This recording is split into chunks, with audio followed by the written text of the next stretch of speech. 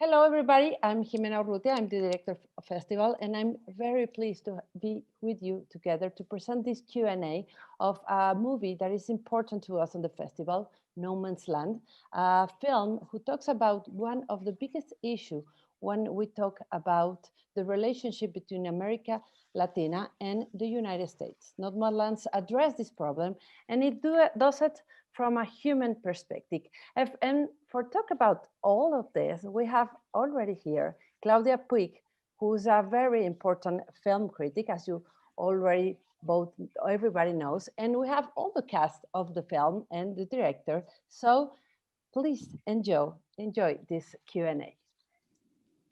Hi, everybody. I'm Claudia Puig. I'm president of the LA Film Critics, and welcome to the 10th edition of FIC in LA, which is now known as the Guadalajara Film Festival in Los Angeles.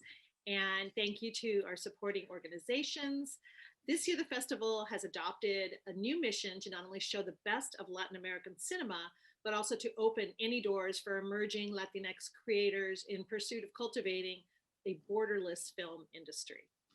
I am honored to be your moderator today for today's Q&A. No Man's Land is truly a film that represents the essence of this festival. And here with us today is the director, Conor Allyn. Sitting next to him is Jake Allyn, who co-wrote the script and obviously plays Jackson Greer, and Jorge Jiménez, who plays Gustavo, Andie MacDowell, who plays Monica Greer, and Frank Grillo, who plays Bill Greer. Welcome, everyone. Thank you. Thank you. So great to have you here. Jake, I want to start with you because you co-wrote this script with David Barraza. How did you come up with this particular story, and what was the impetus for it? Yeah, I mean, honestly, Conor and I had been thinking about this movie really since we were kids. We grew up in Dallas, Texas, but our dad worked a lot in Mexico growing up. And so we would go back and forth a lot of times to Mexico City. I've been there probably 15, 20. I've never been to Cancun, but I've been to Mexico City 20 times. And, we really just felt like we got to see a different side of Mexico than all of our friends growing up and a lot of people in the States, period. And so when we got into the film business, we really wanted to make sure that was one of the first stories that we told. And then in terms of just trying to find our place into this world and our point of view, we really just thought that we could provide a unique story in doing a reverse immigration story. That's fascinating. So Conor, how did you get involved in directing? It sounds like you were working on the story for a while together. Jake was really this was his idea from inception, and I made him. Yeah, he executed it. Yeah, he made me work on this. But we've worked together a couple of times, so definitely a lot on the writing side, and we done one other movie that I directed that he acted in.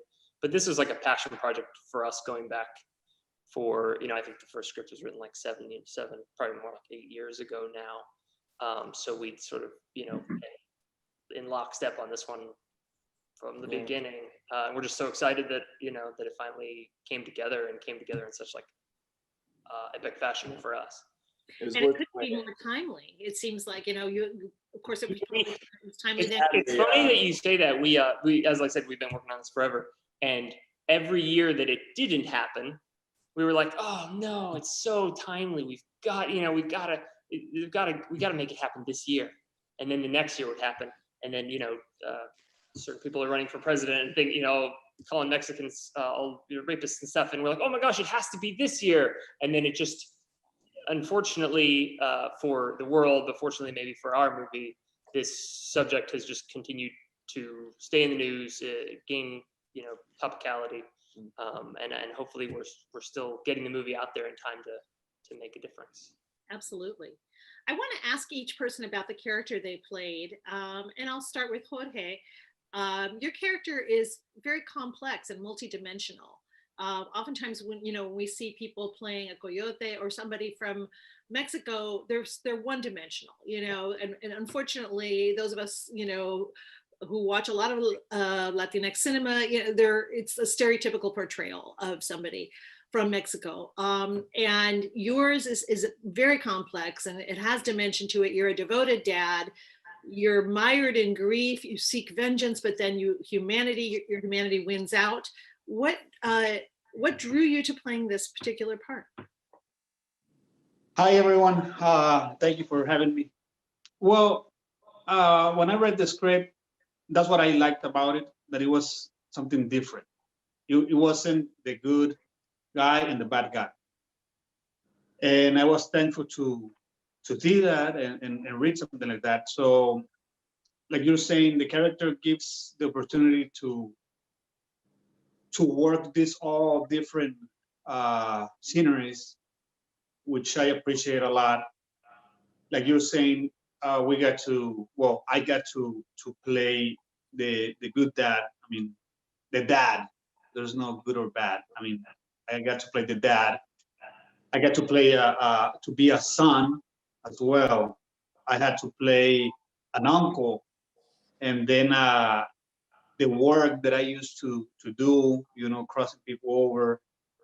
So it was a lot going on, and I think is you don't see that much in movies.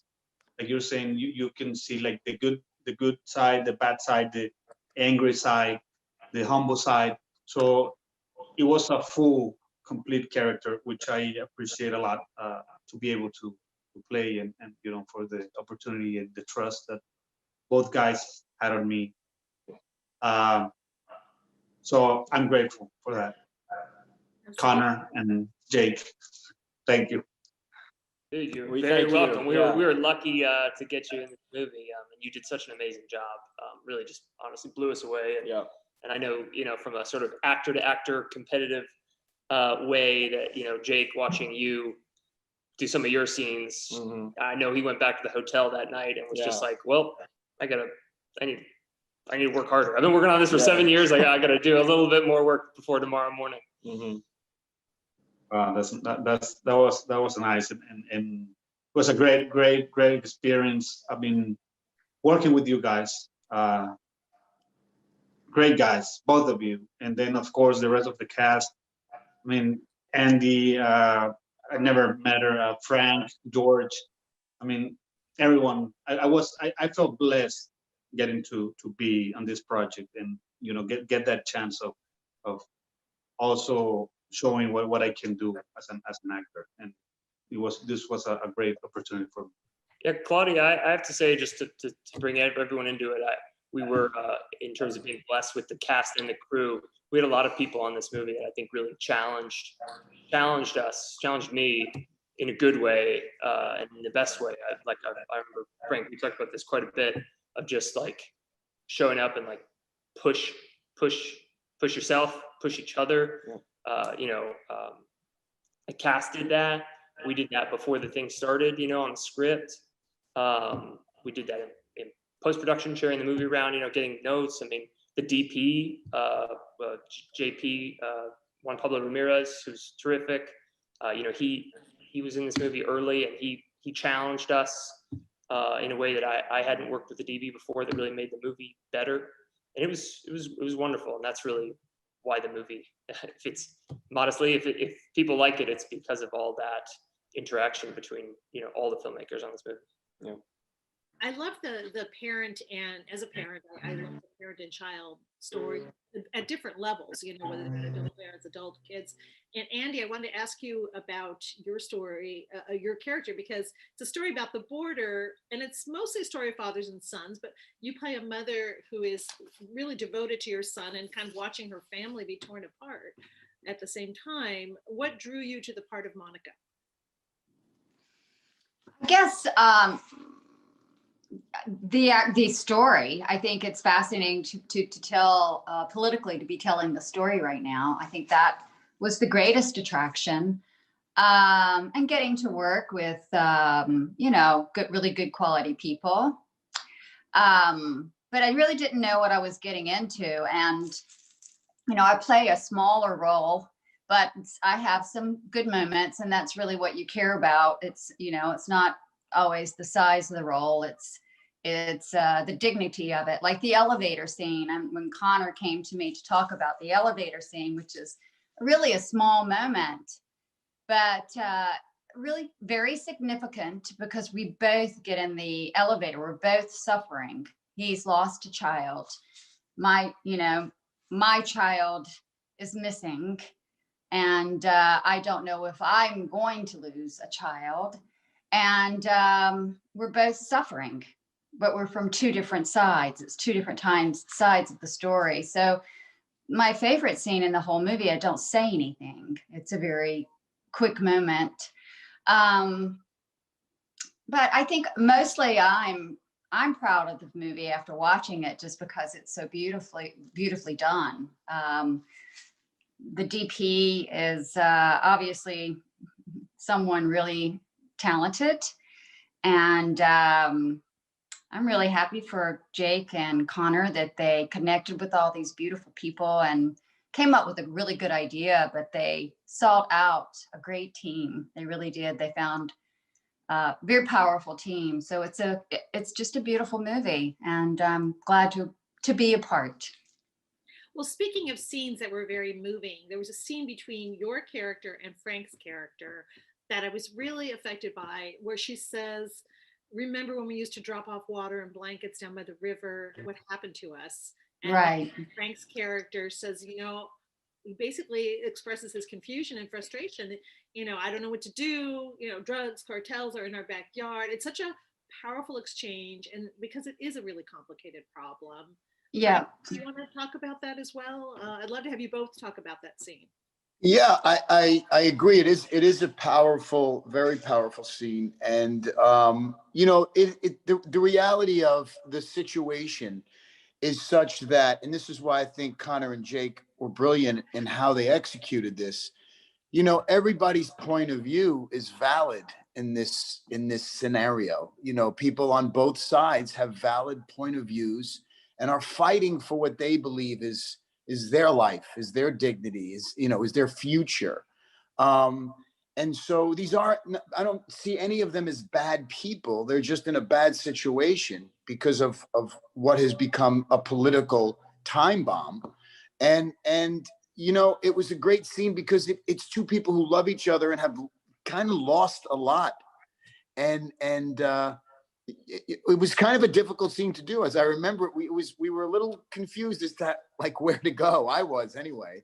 And again, just to tack on to what Andie says, I'm amazed at what Conor and Jake have done. I think they did a spectacular job and really rose to the occasion and did push themselves out of their comfort zones with this thing.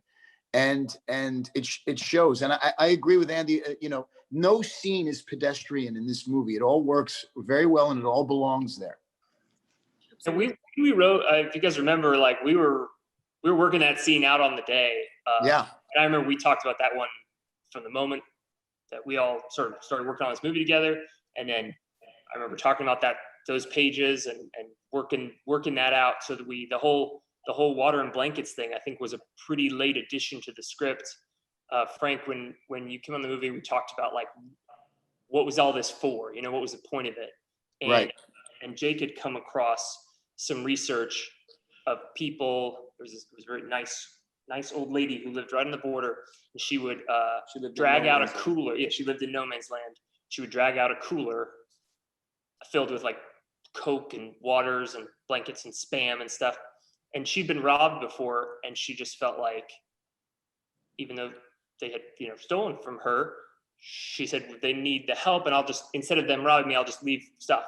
And so we sort of took that and incorporated it, and have them talking about how they used to be, how these people that live on the border, they used to be kinder, but then the problem got worse, so they sort of went the other way, but they wished, and that's the end. And then the very end of the movie, we see Bill Greer leaving, the water and the blankets out again. Yeah, that's good. The other big problem with that scene is I have been a gigantic, huge Andie MacDowell fan for a long time, and I was a little intimidated. I didn't know that, Frank. I wish you would have told me. I couldn't tell you because then I couldn't do the movie, but I was fairly intimidated. So there's I had no clue. I was intimidated by you. The mutual I was also intimidated by Frank. What's that? I said I was also intimidated by you.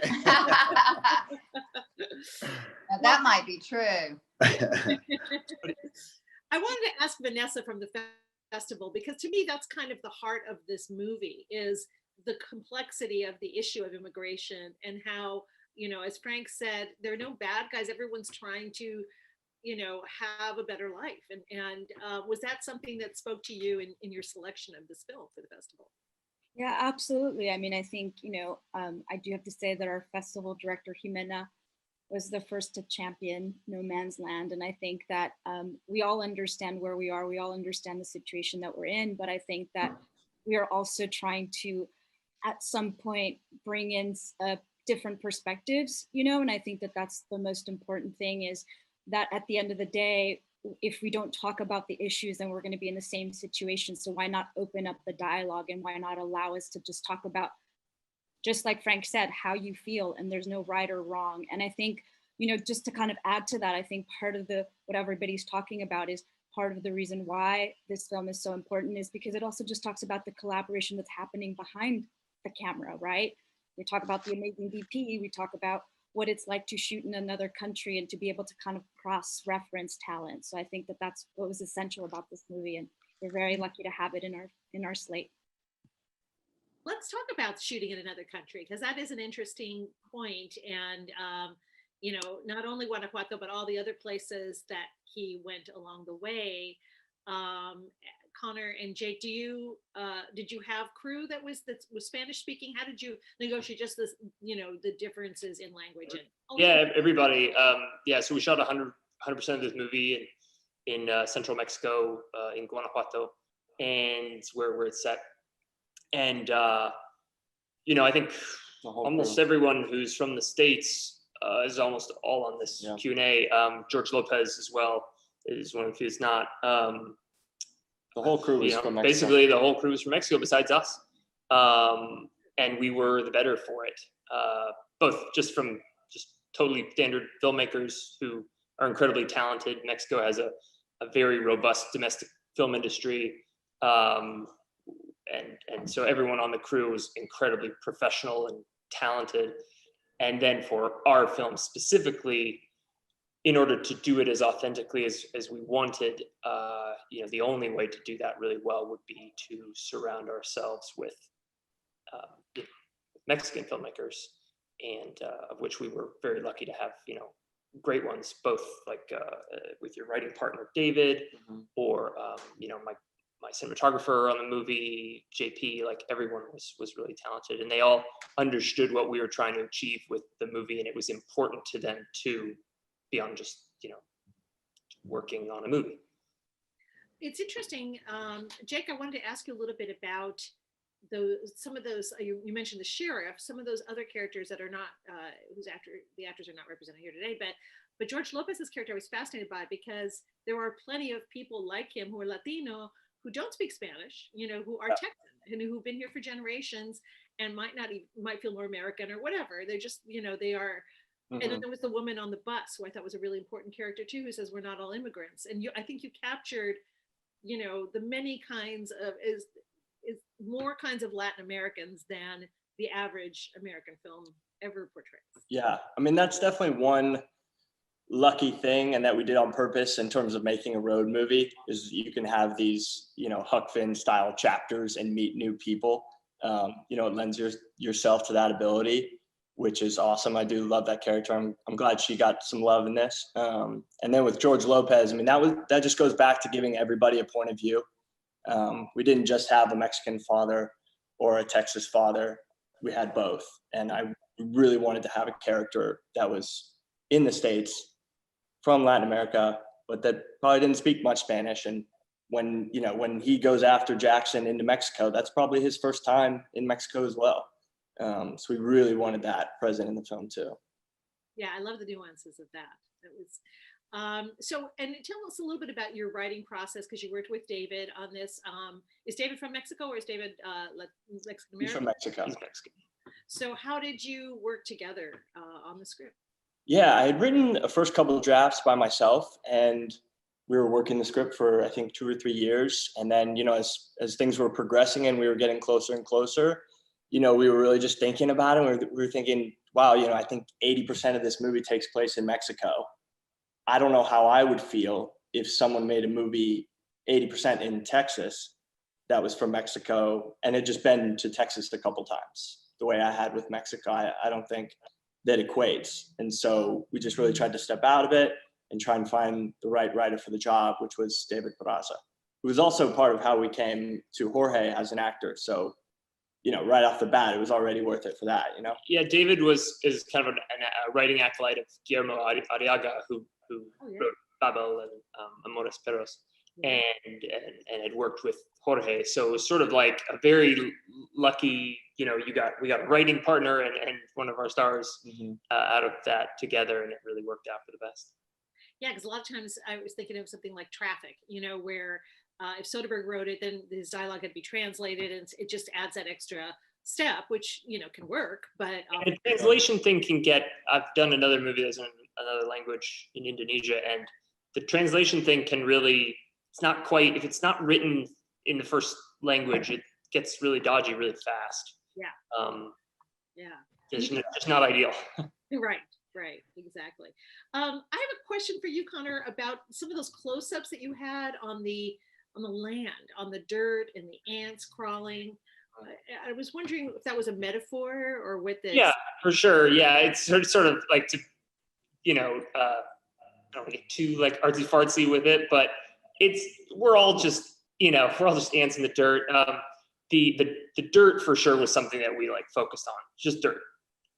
Just the ground, doesn't matter the ground or the ants. They don't know which side of the border they're on. They don't care. They're being ants, and it is one of those things that we did. You don't know if people really care about that, but it's supposed to be emblematic of, you know, some of the themes of the movie. And on the acting end of things, for Andie, Frank, Jorge, and you, Jake, did you rehearse in advance or rehearse certain scenes? How did you come together as an ensemble? We did some. I remember, you know, it was interesting with Jorge because we did have the chance to meet, I think, 2 weeks before we started shooting. And, you know, we kind of meet at the beginning of the movie in the shootout, and then we kind of go off and make our own movies, and then we come together at the end of the church.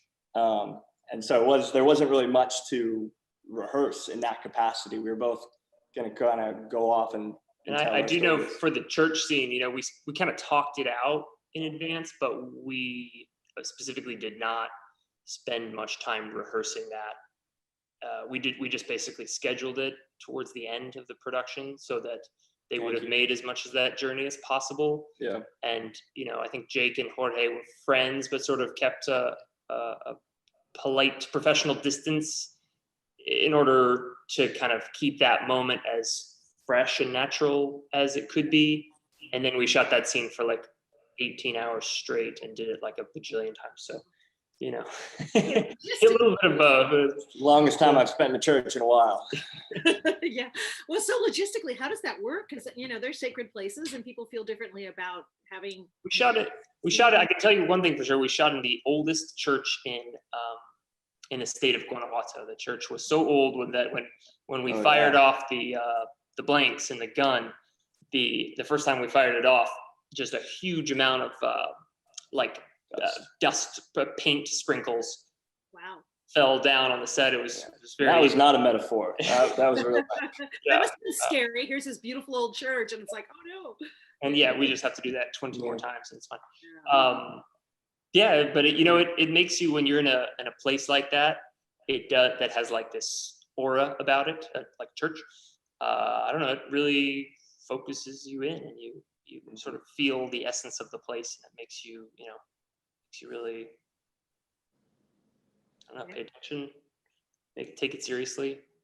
Well, you captured the religious aspect of Mexico so well too, like the scene with Jorge and the woman who plays his mother, where he's saying, I'm nothing, I'm not a husband or a father, and she's pleading with him not to turn his back on God. I mean, I thought that was a really important scene too, because that's such an important part of the culture. And that was a very believable scene. Yeah, it's impossible to do a movie about Mexico and not have some sort of, Catholicism is just so central to it. And it's part of the culture. Yeah. And like you said, it's a movie about fathers and sons, but it's also about sons of mothers and sons. You have Andie and Jake have this relationship, and then then Jorge and his mom, they're the two backbones of their support system, I guess. And they both play a really, central part in them, in their redemption stories, or at least in their arcs. Right. So what do you want people to take away from this film? I mean, what would be your ideal? And this is for everybody, in addition to obviously Jake, who wrote it, and Conor, who directed it, but what would you like people to be talking about when they come out? I want to hear what everyone else has to say on this one. I'm curious. Okay, we'll start with Andie. Oh, wow. Thanks a lot. I love listening to other people's ideas and then, calculating, but, well, I think that, it's significant in seeing both sides of the stories. I don't think that there's ever an easy answer to something this complex. But I think that at the heart of it, without empathy, we are not humane. So I guess maybe that's what you take away from it. That's what I would take away from it. Humanity. I think we cannot lose touch of humanity. And being able to see suffering, that, there is, what kind of suffering is there, I think that so many stories could be told about this issue. And this is one great story that has been told, but there is definitely space for more stories. And it's such an interesting subject. Maybe more will follow, which would be nice. Absolutely. Jorge, what would you like people to take away from this?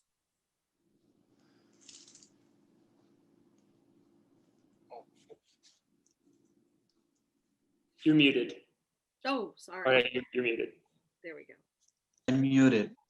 Yeah. I think the best example that I can give is what Jake and Conor just said about the dirt, the land, and the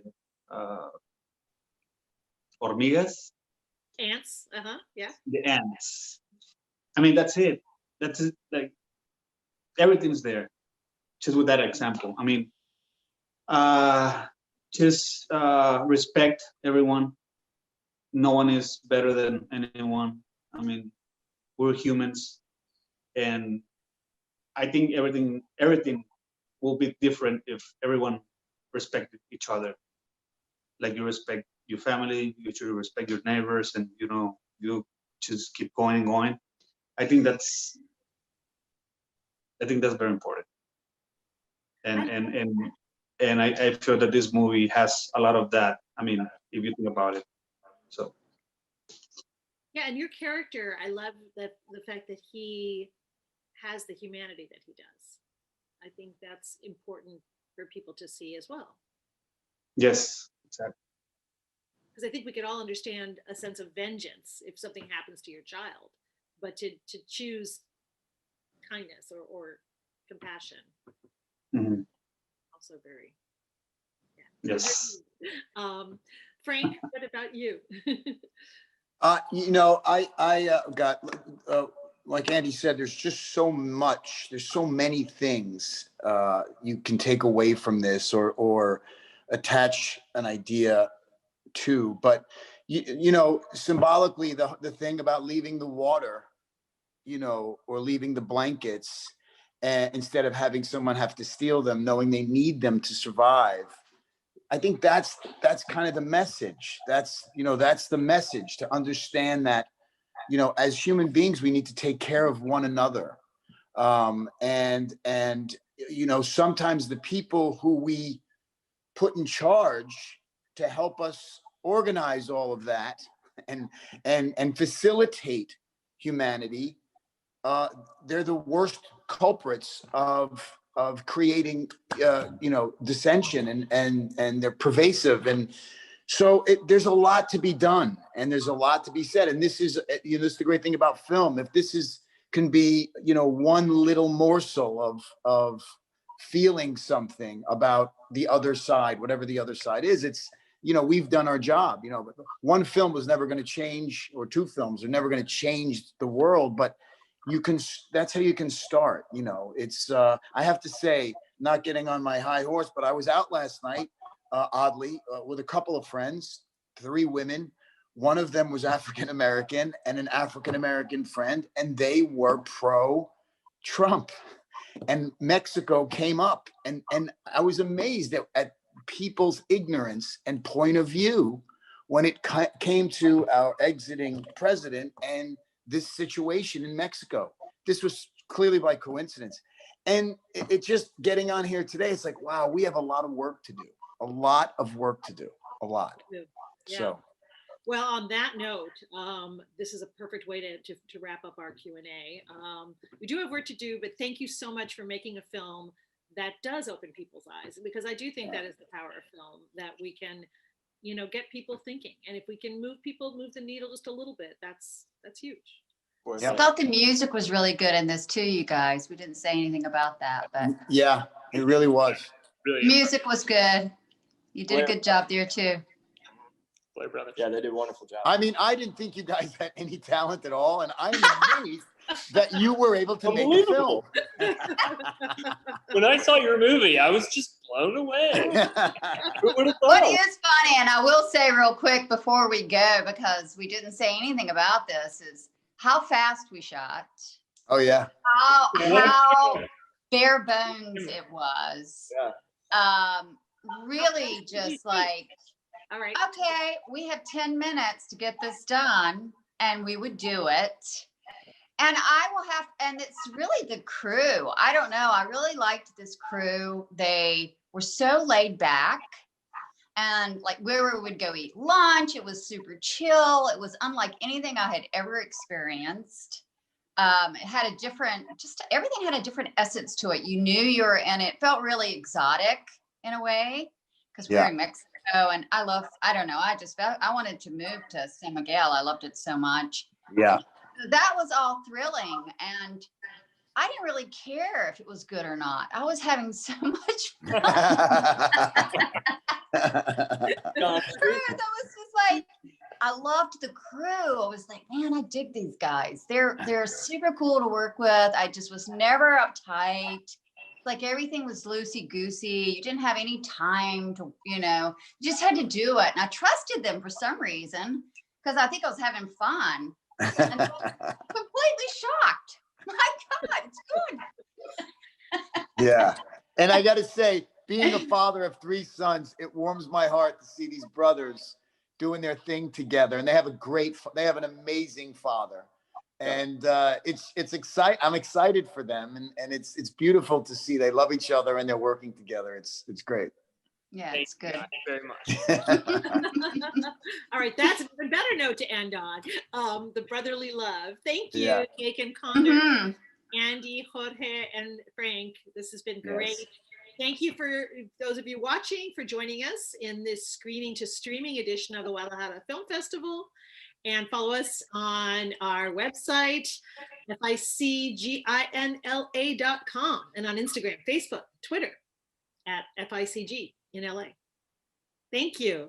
Thank you. Everybody. Congratulations. Bye, guys. Thank you.